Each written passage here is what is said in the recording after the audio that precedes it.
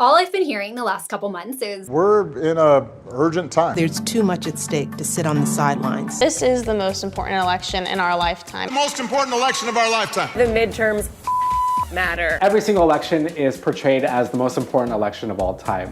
I will say for the 2018 midterm elections, it really is the most important election of all time. So I'm gonna break down real quick why I don't give a flying about the midterms. Let's start with who's incessantly promoting these elections. I'm obsessed with elections. The only question this year is whether enough people will vote anyway. Early voting is underway. This November election is more important than any midterm in our lifetime. Well, I'm absolutely not claiming and never would claim that all these entities are outright fake news. They do have a pretty extensive documented track record of reporting absolutely useless information that has no effect on your life, refusing to adequately inform you about things that actually do matter, working directly with politicians and government to perpetuate establishment narratives, and continually fear-mongering you into supporting more and more government power. Speaking of that government, is it really surprising that politicians who vie for control over it are also pushing you to vote? This ritual has zero sway on the exact same government and generation after generation of politicians that have racked up a $20 trillion debt, an empire spanning multiple continents and dozens of countries, and a long list of war crimes, none of which you get to vote on. Even if you could vote on these issues, you, the average voter, don't seem to care much about them, despite how big of an effect they have on your life and how much suffering they cause around the world. We just have to elect the right people, you might argue.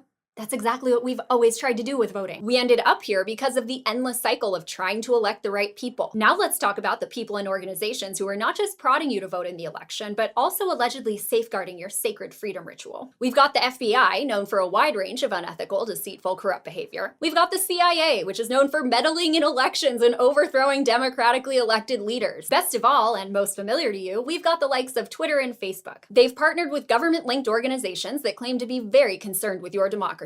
Organizations run by individuals responsible for egregious war crimes who have held the highest positions of power, and you guessed it, whose appointment to power you never got to vote on. The people you elected did. Do you feel represented? After partnering with these organizations, Twitter and Facebook, just weeks before the election, silenced legitimate pages expressing dissenting points of view on topics that, once again, you're not allowed to vote on. I was included in that great purge of October 11th, as was the news organization I work for, and many others who have been relentless in their criticism of the government, its policies and violence, and the shortcomings of democracy and mob rule. The thing you keep insisting will set us free. You can vote all you want, but no matter who wins, the ruling class runs the show, from those in power to those buying them off and influencing their policies, including foreign governments, and those peddling their narratives, and they don't care who you pick as puppets. So yeah, sorry not sorry, I don't care about your election. Because as concerned as I may be for this country and all the people in it, including you, I've also lost all patience for the tired belief that everything will be fixed if you just put your leaders in power. All this does is swing the pendulum back and forth, left to right, and back again, while the whole thing burns, racks up debt that will enslave us all, our children and our grandchildren, and kills innocent people, inspiring further terror attacks and thus further crackdowns on our freedom. I'm not trying to paint a hopeless picture here, to the contrary, because I see all the amazing ways people come together without government to take care of each other, provide for each other, and come up with solutions.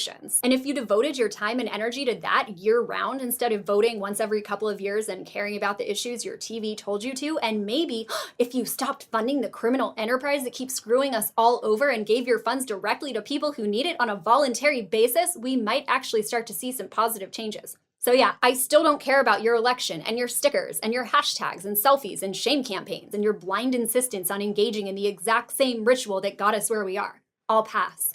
Peace. Please try it.